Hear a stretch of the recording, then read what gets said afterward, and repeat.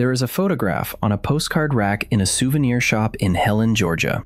The photograph shows a row of buildings with steep wooden roofs, hand-painted balconies, flower boxes spilling red geraniums, and a sky so blue it looks tinted. Underneath the photograph, in cursive script, are the words, "Welcome to Bavaria." 40,000 tourists a year buy this postcard. They photograph the same row of buildings.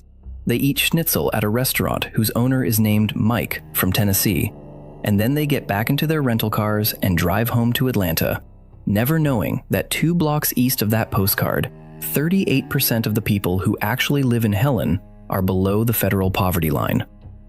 I am Report State.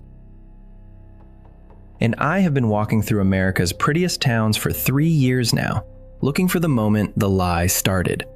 Because it always started somewhere. There was always a meeting, a vote, a mayor with a marketing problem. And after that meeting, the town stopped being what it was, and started being what it had to pretend to be in order to survive. Tonight I am taking you through 10 of them. 10 American towns that are not what they say they are. 10 towns that look like Europe on the brochure and look like collapse on the back streets. 10 towns that were dying until somebody said, "Let's pretend." And the pretending worked. The pretending paid the rent. The pretending became the only thing left. Some of them you have visited: Solvang, Frankenmuth, Holland, Michigan in tulip season. Some of them you have driven through and never noticed the seam between the front street and the back street. And one of them, number 1 on this list, was born already fake. Manufactured in 1969 by a town council that had nothing left and decided to invent an identity from scratch. That town has more annual tourists than the population of Atlanta, and nobody in it can tell you any more what was there before the disguise.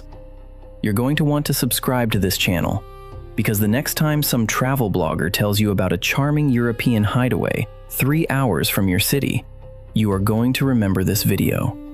And you are going to ask the question that nobody on Instagram asks: who lives behind the facade? And what did they have to give up to put that facade there? Hit the like button. Hit subscribe. The algorithm thinks you're not interested in this kind of content. We are about to prove the algorithm wrong. Let's break it down. Number 10, Solvang, California, the Danish Disneyland. Solvang sits on a stretch of the Santa Ynez Valley, about 40 minutes north of Santa Barbara. The first thing you see when you drive in are the windmills. Real-looking windmills. Wooden blades, copper roofs, the works. The next thing you see are the half-timbered buildings, the storks on the chimneys, the bakery selling Abelskiver, which is a Danish pancake ball most Danes haven't eaten since their grandmothers died. The streets are clean. The flowers are aggressive. There is a guy in lederhosen. No, wait. Lederhosen is German. There is a guy in something Scandinavian-looking, playing an accordion outside a fudge shop. He is from Bakersfield. His name is Greg Larson. He is 3rd-generation American, and the only Danish thing about him is the last name and a paycheck. Solvang was founded in 1911 by actual Danish-American immigrants, 3 of them. A reverend named Benedict Nordentoft, a businessman named J.M. Gregerson, and a teacher named Peter Peterson Hornzild. They came down from the Midwest looking to start a Danish folk school in a warmer climate. And for the first 36 years of its existence, Solvang was a real Danish town. People spoke Danish in the post office. Lutheran services were in Danish. Kids learned Danish folk dancing at the school the founders built.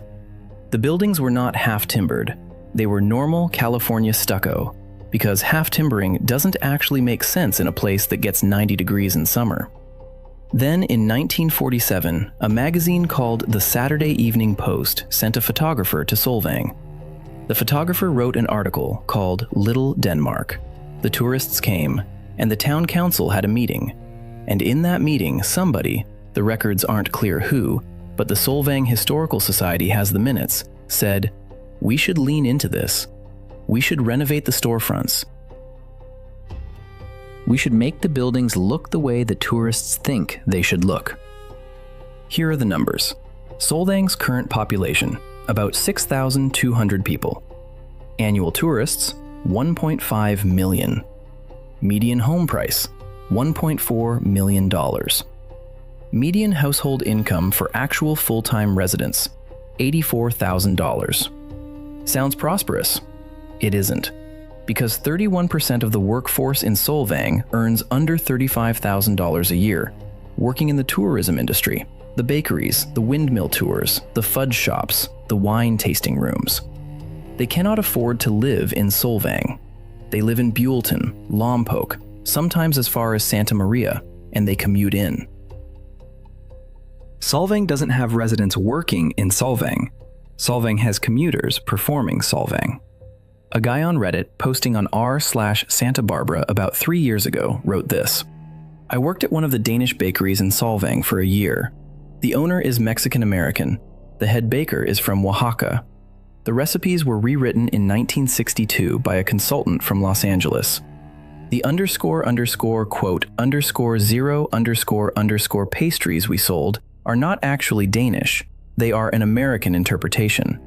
I asked an actual Danish tourist about it once, and she laughed for 10 minutes. Imagine standing on Mission Drive at 6 in the morning before the tourists arrive. The streets are empty. The accordion guy isn't here yet. The windmills are not turning because they are decorative and have no internal mechanism. A delivery truck pulls up to one of the bakeries. The driver gets out. He is wearing a Dodgers hat. He hands the night manager a stack of frozen dough that was made in a commercial kitchen in Oxnard. The night manager will thaw it, bake it, and at 10 a.m., tourists from Bakersfield and Phoenix will photograph it through the window and call it authentic. That's the take. Solvang isn't Danish. It is a Disneyfied set built on top of what used to be a real Danish village. The actual Danes mostly left or died off, and their grandchildren live in San Diego selling solar panels. The current Solvang is a movie set with a zoning permit, and it is not even the most aggressive example on this list. If you think Solvang is fake, wait until you see what they did in Michigan. Number 9. Frankenmuth, Michigan, the Bavarian time loop. Drive about 90 minutes north of Detroit, and you arrive in a town of 5,500 people that thinks it is somewhere outside Munich in 1860. Frankenmuth has a covered wooden bridge painted brown and red. It has a glockenspiel tower with mechanical figures that perform a Pied Piper reenactment 4 times a day. It has a Christmas store called Bronner's that calls itself the world's largest Christmas store and is approximately the size of 7 football fields. The clerks at Bronner's wear something that resembles a dirndl, which is a German alpine dress, even though Frankenmuth is in lower Michigan, where the weather is wrong for dirndls about 10 months of the year. The town was founded in 1845 by 15 Lutheran missionaries from the Kingdom of Bavaria. They came to convert local Native Americans. The Native Americans, sensibly, did not convert. The missionaries stayed anyway and farmed. For about 100 years, Frankenmuth was a regular German-American farming town, similar to dozens of others scattered across the upper Midwest. People spoke German at home until World War I, when speaking German in public became socially dangerous. By 1950, the German language was almost gone from the town. Most residents were second- and third-generation Americans who knew approximately as much about Bavaria as a person from Cleveland. What changed was a chicken dinner. In the 1920s, a hotel in Frankenmuth started serving family-style chicken dinners. They were enormous. By the 1950s, the dinners had become regionally famous. People drove from Saginaw, Flint, Detroit. The town's leadership noticed something. They had a cash crop, and the cash crop was nostalgia for a Germany that most of the diners had never visited and that, for the most part, had stopped existing in 1945. In 1958, the town's leadership made a decision. They would commit to the bit. They would make Frankenmuth look more German.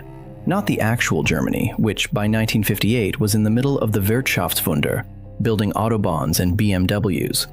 The Germany of imagination, storybook Germany, Bierstein and Lederhosen Germany. They rezoned the downtown. New buildings had to be built in the Bavarian style. Existing buildings had to add half timbering and steep roofs. The covered bridge went up in 1980. The glockenspiel went up in 1965. Bronner's, the Christmas store, opened in 1945, but expanded into its current Cathedral of Christmas size in the 1970s. Here are the numbers. Frankenmuth's population, 5,500. Annual tourist visitors, 3 million. Median home price, about $290,000. Low for someone visiting from Boston, normal for Michigan. Average wage in Frankenmuth's tourism sector, $14.50 an hour. Now here is the number nobody puts on the brochure. The poverty rate in Frankenmuth is officially 5.4%, low compared to the rest of Saginaw County. But Saginaw County, just outside Frankenmuth's city limits, has a poverty rate of 17% and a median household income $20,000 lower than Frankenmuth's. The wealth in Frankenmuth doesn't extend past the city sign. It stops at the edge of the rezoning district. Drive 5 minutes outside Frankenmuth and you are back in normal, struggling Michigan. A woman commenting on a Michigan tourism forum wrote this: "I've worked in Frankenmuth restaurants for 12 years. I dress like a peasant. I serve chicken to people from Ohio. Half of them ask me if I'm from Germany. The other half ask me what part of Germany. I'm from Bay City. My grandparents were Polish. The owners told me to say I'm from Munich if anyone asks. So I say I'm from Munich. Sometimes the tourists tip better." Picture this. It's a Saturday in October. The leaves are turning. A coach bus pulls up at Bronner's at 10 a.m. 86 retirees from Picture This. It's a Saturday in October. The leaves are turning. A coach bus pulls up at Bronner's at 10 a.m. 86 retirees from Cincinnati pile out. They are wearing matching red sweatshirts. They will spend 4 hours in the Christmas store buying ornaments that say Frankenmuth on them. Then they will eat chicken at Zender's. Then they will buy fudge. Then they will get back on the bus and drive home, having spent approximately $180 per person, having seen approximately zero of the actual Michigan that exists outside the rezoning district. Frankenmuth made about $540 million in tourism revenue last year. About 60% of that money leaves the town within 30 days, going to the suppliers, the food distributors, the corporate owners of the major hotels. That is the take. Frankenmuth isn't Bavaria. Frankenmuth is a chicken dinner that ate a town and put on a costume.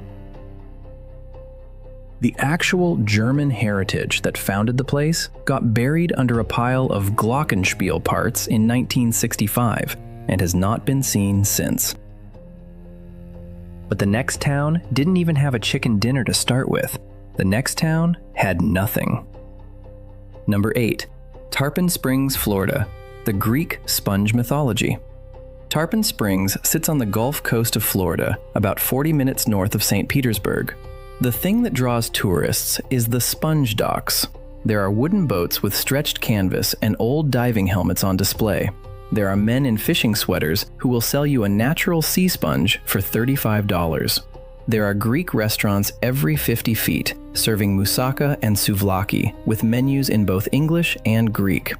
There is a Greek Orthodox cathedral, St. Nicholas, that holds an epiphany ceremony every January where young men dive into the bayou to retrieve a wooden cross thrown by the priest. The ceremony is real. The epiphany is real. The sponges, however, are mostly imported from the Mediterranean now because the Florida sponge industry collapsed 60 years ago. Here's the actual history. Greek sponge divers really did settle in Tarpon Springs starting around 1905. By the 1930s, Tarpon Springs was producing more natural sponges than any other location in the Western Hemisphere. The town had a real Greek-American community of divers, boat builders, and sorters. They spoke Greek. They went to St. Nicholas. They sent their kids to Greek school after regular school. This was an authentic ethnic enclave, not a costume. Then, in 1947, a red tide outbreak killed most of the sponges in the Gulf. Synthetic sponges, invented in the 1950s, killed most of the demand. By 1970, the natural sponge industry in Tarpon Springs was a tenth of what it had been. The Greek-American population shrank, Young people moved to Tampa, Atlanta, New York. The boats that had been working boats became display boats. The diving helmets that had been working equipment became photo props. Today's numbers. Tarpon Springs population, about 26,000. Annual tourists to the Sponge Docks district, 1.2 million. Percentage of residents identifying as Greek American, about 11%, down from over 40% in 1950. Median household income, $52,000, low for the Tampa metro area. Poverty rate, 13%. The sponge boats you see at the docks, most of them haven't actually dived for sponges in years. Some still go out for show. Most of the sponges sold in the gift shops come from importers. The fishermen in the sweaters? Some of them are descendants of the original divers, working a heritage job for tourist tips. Others are local Florida guys who learned the script. A user on a Florida tourism subreddit wrote, 2 years ago, "My grandfather actually was a Greek sponge diver in Tarpon Springs in the 1940s. He'd be furious about what the docks have become. He told me before he died, those aren't divers anymore. Those are actors." The town pretends the industry is alive because the alternative is admitting it died. Imagine standing at the sponge docks at 3 in the afternoon. The sun is bright. A guy is hauling sponges out of a wooden barrel and tying them onto a display rack. The sponges came in last week from a wholesaler in Greece. A family from Indianapolis is photographing him. The dad asks where the sponge was harvested. The guy says, "Off the coast right here," with practiced sincerity. The dad nods, takes a photo, buys a sponge for $28. He will use the sponge approximately twice before it sits in a bathroom drawer for 9 years. That's the take. Tarpon Springs isn't a working sponge town. Tarpon Springs is a museum of a working sponge town, performed by people whose grandfathers actually worked there, but who themselves work in retail. The Greek heritage is real, in fragments. The Greek economy is theater. And the line between the two is exactly where the locals stop talking and the script begins. Some towns inherit a heritage and turn it into theater. The next one bought tulips, called itself Holland, and never let the costume slip. Number 7. Holland, Michigan. Tulip capitalism. Holland, Michigan sits on the eastern shore of Lake Michigan. It was founded in 1847 by Dutch Calvinist immigrants fleeing religious persecution in the Netherlands. They were led by a minister named Albertus van Raalte. The town was, for the first 100 years of its existence, a serious, dour, hard-working Dutch Reformed community. Stores were closed on Sundays. Drinking was discouraged. The Dutch Reformed Church basically ran the social calendar. There were no tulips on Main Street. There was no windmill in the town park. The Dutch heritage was lived, quietly, in the kitchens and the church basements, not performed for visitors. In 1929, a high school teacher named Lita Rogers proposed a Tulip Time festival to celebrate the town's Dutch roots. The first festival was 1930. It was a small civic affair. Locals planted tulips, the high school did a parade. Some kids danced in wooden shoes. By the 1950s, the festival had grown into a major tourist event. By the 1970s, the city had committed to it as a primary economic engine. They imported a real working windmill from the Netherlands called De Zwaan and reassembled it in the town park. They started a Dutch dance program for the local high school. They paved a section of downtown to look like a Dutch street. Here is what Holland did differently from Solvang and Frankenmuth. Holland kept the actual Dutch population. The Dutch Reformed Church is still huge in Holland. The Christian Reformed Church is still huge. The local college, Hope College,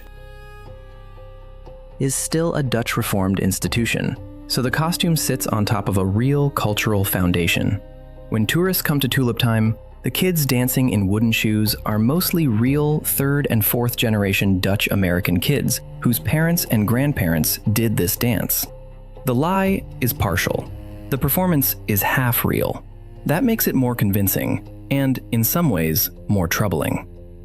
Numbers. Holland's population, about 34,000. Tulip Time Festival attendance, 500,000 people over 10 days every May. Annual tulips planted in city beds, about 6 million bulbs, replanted every year, because tulips are perennials in theory, but are treated as annuals here for visual consistency. Cost to the city for the tulip program, about $1.2 million annually. Median household income, $58,000.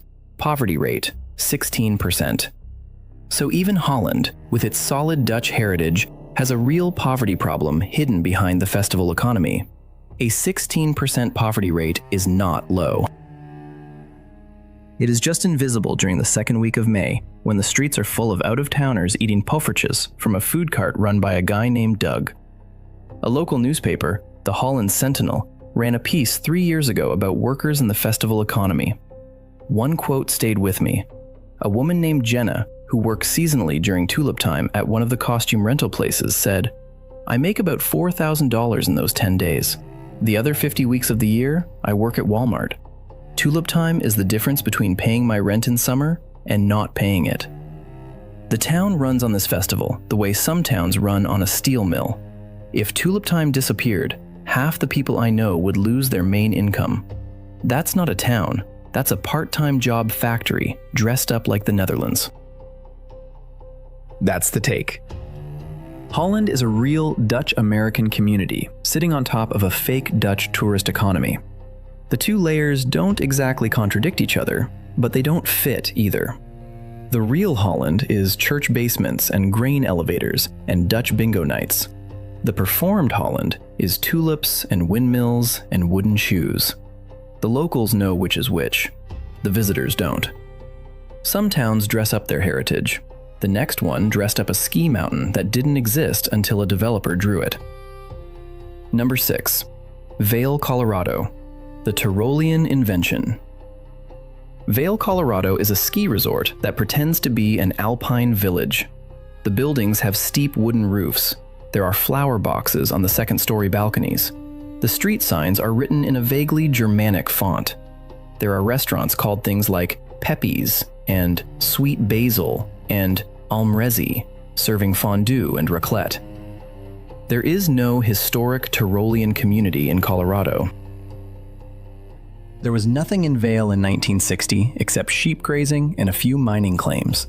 The entire town was built starting in 1962 by a man named Pete Siebert and a small group of investors who designed it from the beginning to look like the village of Zermatt or maybe Innsbruck, except that none of the original designers had been to either place. They worked from photographs. The town opened for skiing in December 1962. Within 5 years, it was one of the most successful ski resorts in North America. By 1980, it was the largest ski mountain in the United States. The faux Tirolean architecture was a marketing decision, made to associate American skiing with the European ski heritage that, at the time, American skiers found prestigious. Nobody in Vail in 1962 had any actual cultural connection to the Tyrol region of Austria. The architecture was theater from day one. The fondue restaurants were theater from day one. The whole place was a corporation pretending to be a village. Numbers. Vail's permanent population, about 4,800. Annual visitors, 1.6 million. Median home price, $2.4 million. Median household income for full-time residents, $99,000, which sounds high until you compare it to housing. Vail has been struggling for years with a worker housing crisis so severe that ski instructors and lift operators have lived in their cars during peak season. The town has built emergency dormitory housing. They have subsidized employer housing. The actual workers who run Vail mostly cannot live in Vail. They live in Avon, Eagle, Edwards, Leadville. They commute over mountain passes in winter, sometimes 2 hours each way, to clean the rooms in the hotels designed to look like alpine inns. A worker on a Colorado ski industry forum wrote last year, "I've been a lift operator at Vail for 5 seasons. I sleep in a converted barn outside Eagle with 7 other lifties. The company pays me $19 an hour. The room I help clean during the off-season at one of the hotels rents for $890 a night in February. I have never been able to afford a meal at any of the restaurants in the village I work in. The whole place feels like it is designed for a different species than me." Picture this. It's a Tuesday night in February. Vail Village is glowing. The fairy lights are strung between the buildings. A family from Texas is walking back from dinner, the kids in matching ski jackets. They pass a service alley behind one of the restaurants. There is a man taking out the trash. He is wearing a thin coat. He is from Oaxaca. He has been on his feet for 10 hours. He will drive back to Eagle in his 2009 pickup over Vail Pass in a snowstorm and sleep 4 hours before driving back in for the breakfast shift. The family from Texas does not see him. The family from Texas sees only the fairy lights. That is what the village is designed to do. That's the take. Vail isn't a village. Vail is a corporate development built to look like a village, so that wealthy Americans could ski without feeling guilty about not flying to Europe. The Tirolean architecture is a costume on a financial product, and the people who keep it standing live 45 miles away in trailers and barns. Some places fake an alpine village from scratch. The next place faked an entire Swiss canton and built it in a Wisconsin pasture. Number 5. New Glarus, Wisconsin, the Swiss pasture. New Glarus is a town of 2,200 people in southern Wisconsin, about 40 minutes south of Madison. It calls itself America's Little Switzerland. The buildings downtown are painted with floral designs called Luftmalerei. There is a Swiss-style hotel called the New Glarus Hotel. There is a cheese shop, a chocolate shop, a Swiss-themed restaurant where the waitresses wear something approximating a dirndl, and an annual festival called Heidi Festival, where local kids perform a play based on the Heidi novels. Here is the unusual thing about New Glarus.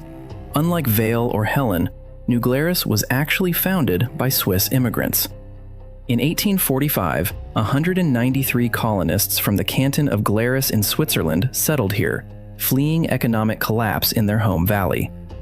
For about 100 years, New Glarus was a quiet, real Swiss-American farming community. They made cheese. They spoke Schweizerdeutsch at home. They were boring and prosperous, and nobody bothered them.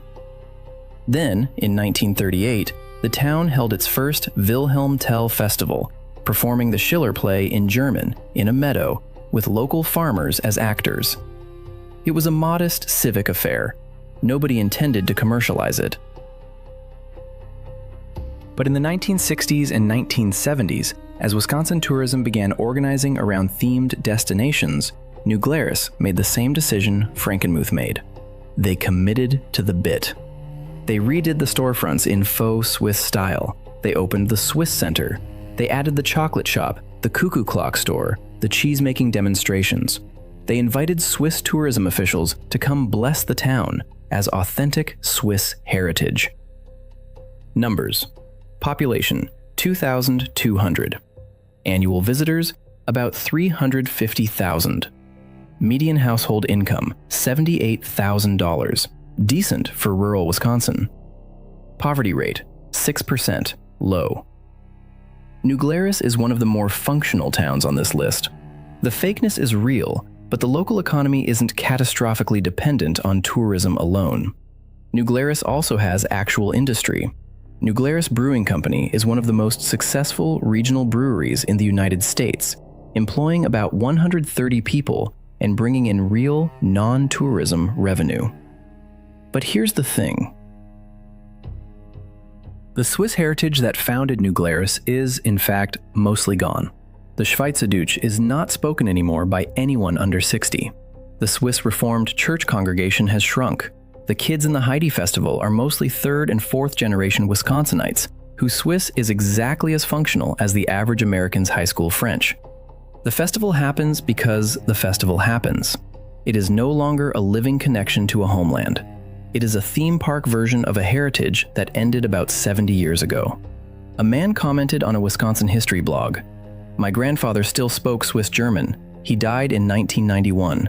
The last fluent Schweizerdeutsch speaker in town died around 2005. After that, what's left? The cheese is real. The brewery is real. The play is theater. The Swissness of the place is something we perform for the bus tours from Milwaukee. I love my town, but I won't lie about what it is. It's a Wisconsin town in Swiss clothing. That's the take. New Glarus is a Swiss-American town that outlived its Swissness and now performs the costume to remember itself. It is, in some ways, the most honest example on this list.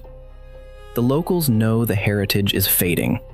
They keep doing the festival anyway, partly for tourism, partly because letting it stop would feel like admitting their grandparents are Dala horses painted on the buildings. The street lamps are decorated with Swedish flags. There is a college, Bethany College, founded by Swedish Lutheran immigrants in 1881. Every 2 years, the town holds a festival called Svensk Hyllningsfest, which is supposed to be a celebration of Swedish heritage. There is a smorgasbord. There are folk dances. There are women in Swedish folk costumes serving lingonberry jam. Lindsborg was founded in 1869 by Swedish Lutheran immigrants. About 250 of them in the original settlement. For about 90 years, it was a real Swedish-American farming community. Similar to several others in Kansas, Minnesota, and the Dakotas. The Swedish language hung on into the 1940s. The Lutheran Church was central. The kids were sent to Bethany College, which taught in Swedish until about 1920. Then, in the 1950s and 1960s, the town began consciously rebranding around its Swedish heritage as the heritage itself was fading. The Svensk Hyllningsfest was started in 1941, originally as a one-time event to honor early settlers. It became biennial. It became a tourist attraction. The Dala horses started appearing on buildings in the 1960s. The downtown was repainted. The Swedish-themed gift shops opened. Here is the strange thing about Lindsborg. The Swedish heritage of central Kansas in 2024 is approximately as alive as the Norse pantheon. There are no fluent Swedish speakers in Lindsborg under the age of 70. The Lutheran Church is still there, but the congregation is small and aging.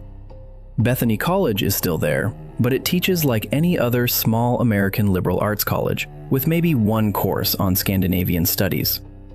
The Svensk Hyllningsfest, every 2 years, brings about 25,000 visitors to a town of 3,500. That is more than 7 visitors per resident, concentrated into a single weekend. The town's economy depends on it. The other 103 weeks of the biennium, Lindsborg is a small Kansas town with the same problems as every other small Kansas town. Aging population, young people leaving for Wichita and Kansas City, a median household income of $46,000, a poverty rate of 14%, a main street with a few too many empty storefronts. A blogger from Kansas wrote about visiting Lindsborg for the festival. It was charming. It was also obviously theater. The folk dancers were teenagers from the high school who, 2 weeks earlier, had been at a football game. The smorgasbord was catered by a local restaurant. The Dala horses on the buildings looked freshly repainted. I don't begrudge the town its festival. They need the money. But calling it Little Sweden is like calling a Halloween costume your real face. That's the take. Lindsborg is a Kansas wheat town wearing a Swedish hat for one weekend out of every 100. The heritage that founded it is mostly archived now, kept alive in a museum and a festival rather than in daily life. And the town has bet its tourism economy on that costume staying convincing for as long as possible. Some towns wear the costume for one weekend. The next one wears the costume every single day, 24/7, and built a fake Bavarian accent to go with it. Number 3. Leavenworth, Washington. The Bavarian Resurrection. Leavenworth sits in the Cascade Mountains, about 2 hours east of Seattle. It looks like a Bavarian alpine village. Steep wooden roofs, painted murals on the buildings, beer halls, a nutcracker museum, a glockenspiel in the town square. In December, the entire town is lit up with Christmas lights, and tourists come by the hundreds of thousands to see what is marketed as the Christmas Village in the mountains. Leavenworth is not Bavarian. Leavenworth was a logging and railroad town. It was founded in the 1890s as a base for cutting timber out of the Cascades. The name comes from a banker named Charles Leavenworth, no German ethnic connection at all. For 60 years, it was a regular American resource extraction town. Loggers, sawmill workers, railroad men. The economy was timber and trains. In 1925, the Great Northern Railway rerouted its main line away from Leavenworth, taking with it most of the town's economic reason for existing. The sawmill closed in the 1920s. By the 1960s, Leavenworth was dying. Population was crashing. Storefronts were boarded up. The school was talking about closing. The town was, by every measurable indicator, on its way to becoming a ghost town. In 1962, two business owners, Ted Price and Bob Rogers, came back from a trip to Solvang, California, yes, the same Solvang we covered at number 10, and proposed a radical idea to the town council. We rebuild every storefront in Bavarian Alpine style. We commit to the costume. We become a tourist destination. The council was skeptical. The townspeople were skeptical. But the town had no other plan, and slow death was the only alternative. They agreed. The renovation started in 1965. The first Autumn Leaf Festival was held in 1964. Then, the Christmas Lighting Festival started shortly after. By 1980, Leavenworth was packed with tourists. The buildings had been entirely rebuilt with timber framing, painted shutters, ornate signage. The schools added German language classes. Local businesses adopted German-sounding names. Some shop owners learned to greet customers in German. A few of them, over decades of practice, even developed a faint, performed German accent. Not because they were German, but because the tourists liked it. This is the part that always gets me, the fake accent. There are people in Leavenworth, in 2024, who have been performing a Bavarian voice for so long that they don't fully remember what their normal speaking voice sounded like. The costume has reached the muscle memory level. They are not pretending anymore in the conscious sense. They are just speaking the way Leavenworth speaks now. Numbers. Population, 2,300. Annual tourists, 2.5 million, more than 1,000 visitors per resident per year. Median home price, $830,000. Median household income for full-time residents, $59,000. Poverty rate, 11%. Worker housing crisis, severe. Most of the people who work in Leavenworth's restaurants and hotels live in Wenatchee, 25 miles away. A former resident wrote on a Pacific Northwest forum, "I grew up in Leavenworth in the 1970s, after the Bavarian conversion was already in progress. I never saw my hometown's original buildings. They were already half-timbered and painted before I was born. My grandfather, who had worked at the sawmill, used to look at the new, fake Bavarian downtown and shake his head. He said, 'This isn't a town anymore. This is a stage.' He died in 1989. I think about what he said every time I drive back through." That's the take. Leavenworth is a logging town that died and got revived as a costume. The Bavarian heritage is fictional. The accent is performed. The buildings are scenery. And the town survived. That is the unavoidable part of this story. The lie worked. The costume saved a place that was otherwise going to disappear. Whether that is a victory or a tragedy depends on what you think a town is supposed to be. We have been climbing this list, and every town we've covered has been at least partially built on something real. Real immigrants, real heritage, real industry that died and got replaced with theater. The number one town on this list is different. The number one town never had a heritage at all. The number one town was born already fake. But before we get to it, one more. Number 2, Pella, Iowa, the Tulip Twin. Pella, Iowa sits about an hour southeast of Des Moines. Number 2, Pella, Iowa, the Tulip Twin. Pella, Iowa sits about an hour southeast of Des Moines. It is the second American town on this list to claim a Dutch heritage and build its tourism around tulips. The first one was Holland, Michigan, at number 7. Pella is its quieter, smaller, more aggressive twin, and in some ways, the more honest version of the same lie. Pella was founded in 1847 by about 800 Dutch Reformed immigrants, led by a minister named Hendrik Scholte, who, like Van Raalte in Michigan, was fleeing religious persecution in the Netherlands. The two settlements were founded by two factions of the same religious movement, the Afscheiding, which had split off from the Dutch Reformed Church. They were, almost literally, sister towns, separated by Lake Michigan and a few hundred miles of prairie. Pella's downtown today is built around a central square that has been entirely renovated to look like a Dutch town. There is a working windmill called the Vermeer windmill, imported from the Netherlands and reassembled in 2002. There is a Dutch-style storefront row called the Glockenspel, with a working glockenspiel that performs 4 times a day. There is a Dutch bakery selling Dutch letters, which are S-shaped almond pastries that, unlike most foods on this list, are actually Dutch and actually good. Every May, Pella holds a Tulip Time Festival, the same name as Holland's, 3 weeks earlier on the calendar. The two towns have been quietly competing for tulip tourism for 60 years. Here is the strange thing about Pella. The town's actual Dutch heritage is more intact than Holland's. The Christian Reformed Church and the Reformed Church in America still anchor the social structure. There is a Dutch language radio program. Pella Christian School is still a major institution. Central College, founded by Dutch settlers, still has a Dutch studies program. Several thousand Pella residents claim Dutch ancestry, and a meaningful number of older residents can still understand spoken Dutch, even if they don't speak it fluently. Now compare that to the costume. The windmill imported in 2002 was not built by Dutch immigrants. It was bought as a tourism asset and reassembled by a contractor.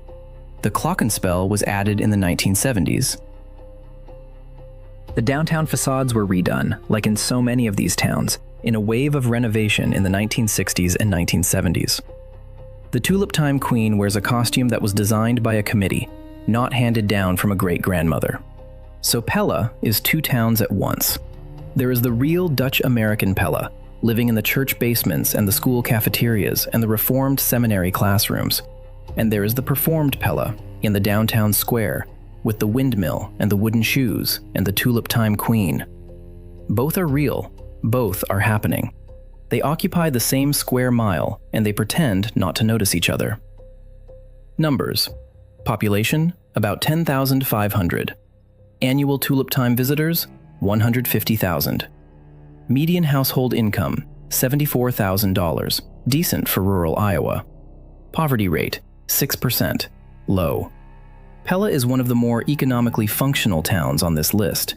It has a major employer, the Pella Corporation, which makes windows and doors and employs a meaningful chunk of the local population. The tourism economy is supplementary, not foundational.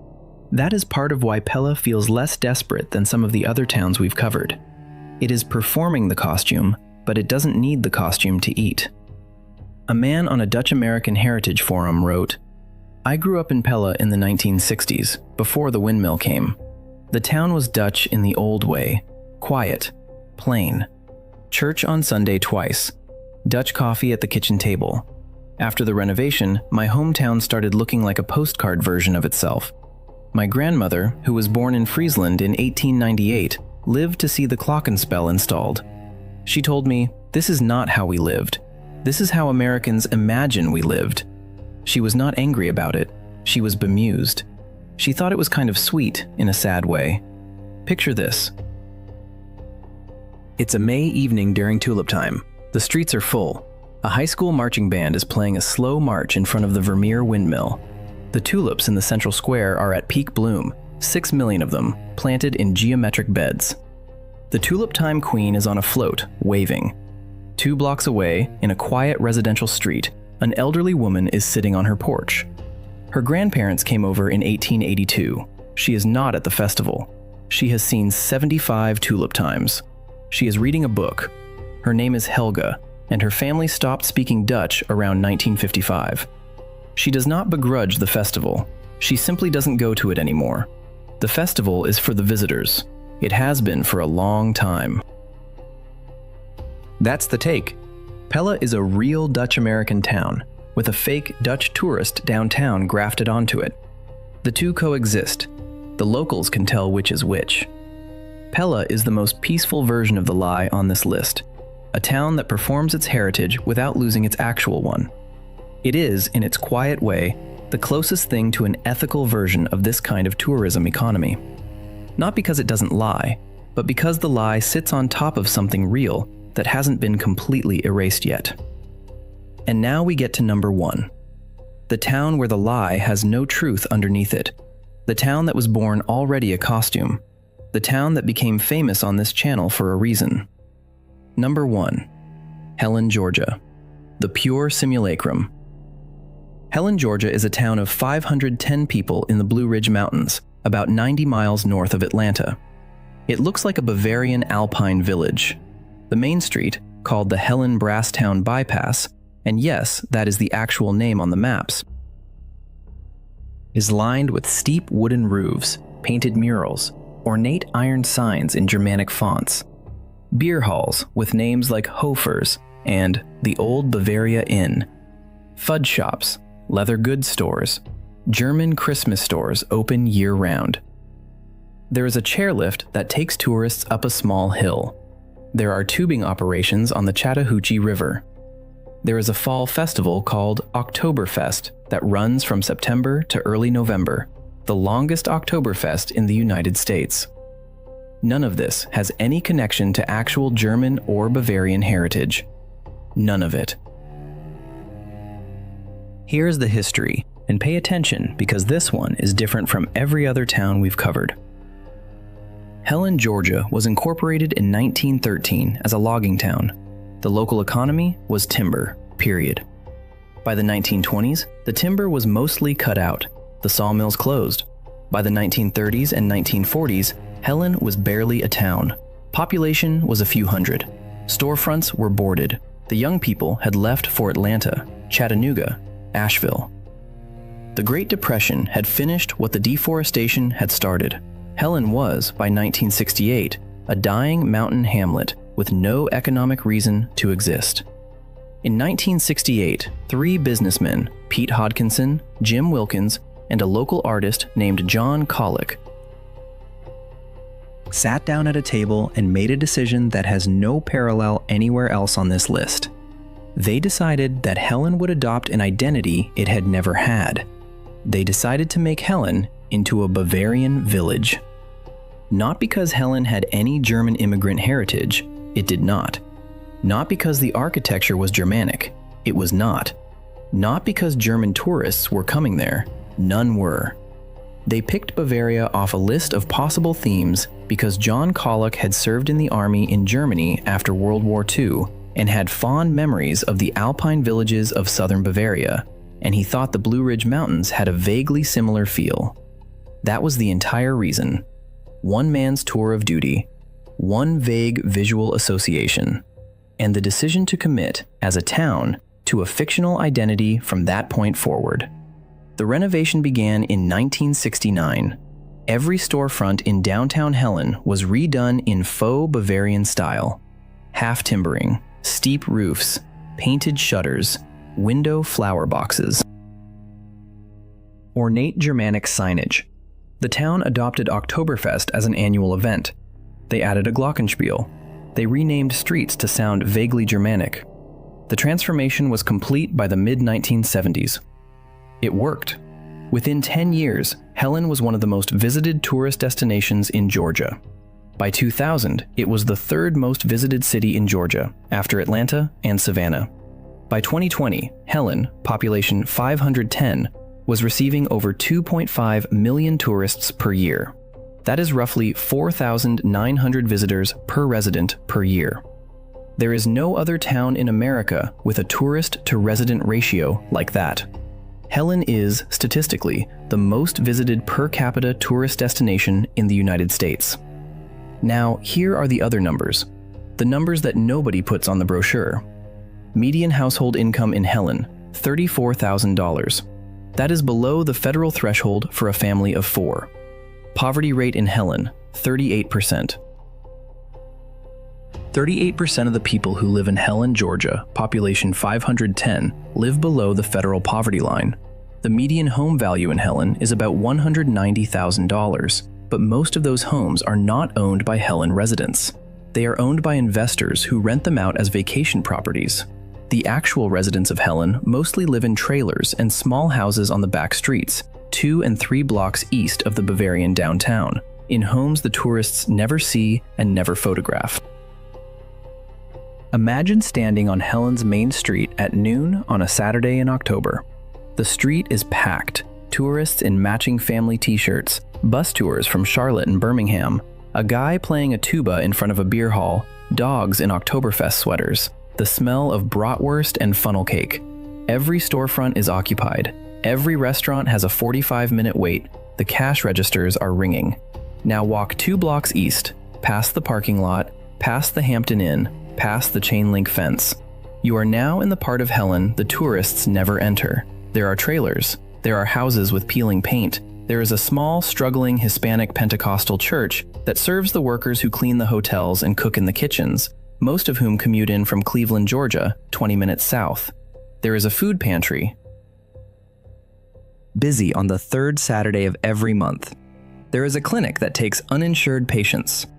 The people who live here are mostly the descendants of the loggers who built Helen in 1913. They watched their town die in the 1950s. They watched it get reborn as a costume in 1969. And they have been living for 56 years on the backside of a Bavarian theme park that was painted over their grandfather's graves. A Helen resident, posting on a Georgia local news comment thread 3 years ago, wrote this: "I was born in Helen in 1957. I was 12 when the renovation started. I remember when the storefronts looked like normal small-town storefronts. Then suddenly they had fake timbering on them. My dad worked at the sawmill until it closed. After that, he worked at one of the new German restaurants as a dishwasher. He died in 1994 at 63. He never went to Germany. He never wanted to." He used to say, "My whole town pretends to be a place I've never seen. I don't know how to feel about that. I still live here. My kids work in the gift shops. The tourists are nice. But sometimes, when I drive home through the parking lot at night and I see the fake half-timbering lit up by the streetlights, I want to cry." I don't know exactly why. That is the take. Helen, Georgia is the purest example on this list because there is nothing underneath the costume. There is no Dutch heritage like Pella, no Swiss settlers like New Glarus, no Greek divers like Tarpon Springs, no actual Bavarian missionaries like Frankenmuth. There is only the original logging town, which died, and the costume, which was painted over the corpse in 1969, and which has now been there so long that the costume is the town. Helen is what you get when a community decides, collectively and consciously, to stop being itself in order to keep eating. Helen began as a marketing experiment. It ended as a town that forgot who it was before. Sources for the fact-check trail: Andrew Hurley's Cities of Make-Believe, published by the University of North Carolina Press in 2001, is the foundational academic text on what scholars call manufactured heritage urbanism. Towns that consciously rebrand around a fabricated identity for economic reasons. The Journal of American History published a peer-reviewed analysis of identity rebrand economics in Volume 97 in 2010, which provides the framework for understanding what Helen and Leavenworth and Solvang have in common. The Helen Convention and Visitors Bureau still has the publicly available 1969 charter records that document the original decisions. Smithsonian Magazine ran a substantial feature in March 2018 called "The Town That Pretended," that goes deeper into Helen's specific story. U.S. Census Bureau data through the American Community Survey 2020 to 2022 provides the population, poverty, and median income data for all 10 towns I covered tonight. What these facts teach us, taken together, is this: tourist redesign can save a dying American town from extinction. Solvang would have been a footnote without the 1947 article. Frankenmuth would have been a chicken dinner that ended when the highway bypassed it. Leavenworth was, in measurable terms, going to disappear. Helen was already 3/4 dead. The costume saved them. That is the unavoidable, uncomfortable part of the sported sponges onto display racks.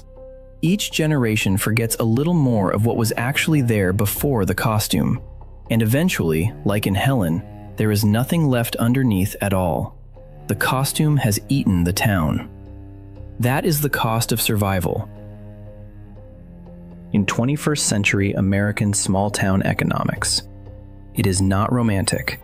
It is not nostalgic. It is the choice between disappearing and pretending. Most of these towns chose to pretend, and now they cannot stop, because the pretending is the only thing keeping them alive. If you watch this whole video, you understand something now that most travel writers refuse to print. You understand that the postcard is not the town. You understand that the costume is not free. You understand that someone, somewhere on a backstreet, is paying for the windmill or the glockenspiel or the half-timbered facade with a kind of slow erasure that nobody on Instagram is going to photograph. Hit the like button if you want more episodes that look behind the postcard. Hit subscribe if you want the next one in your feed. We are running through American mythologies, one by one. And the mythologies are not always pretty when you turn them over. These were towns that pretended to be Europe. The next ones pretend everything is fine. I'm Report State. See you on the next one.